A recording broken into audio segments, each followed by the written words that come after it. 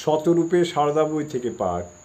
বিষয় শ্রী শ্রী মা সেবক চতুষ্টয়ের দৃষ্টিতে এবারের সেবক স্বামী শারদানন্দ। পরবর্তী অংশ। ভক্তটি শটান মাতৃ সমীপে গিয়ে প্রণাম করতেই কেমন যেন এক অপরাধ বলে সে তার অভিভূত করে ফেলেছিল।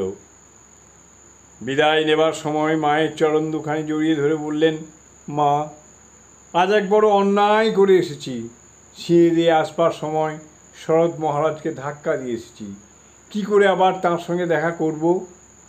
আমার অপরাধ ক্ষমা করুন। কৃত অপরাধের জন্য এভাবে অনুশোচনা প্রকাশ করায় মা তাকে অভয় দিলেন। মায়ের কাছে থেকে সান্ত্বনা আশ্বাস লাভ করেও যখন সিঁড়ি দিয়েই যুবকটি নামছেন, তখন লজ্জায় ও গ্লানিতে মনে মনে ভাবছেন, শরৎ মহারাজকে কেমন করে আর মুখ দেখাবেন?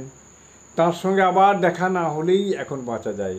কিন্তু হায়, কর্তব্যনিষ্ঠ প্রহরার দ্বার রক্ষক যে ঠিক আগের মতোই সিঁড়ির একপাশে দণ্ডায়মান রয়েছেন।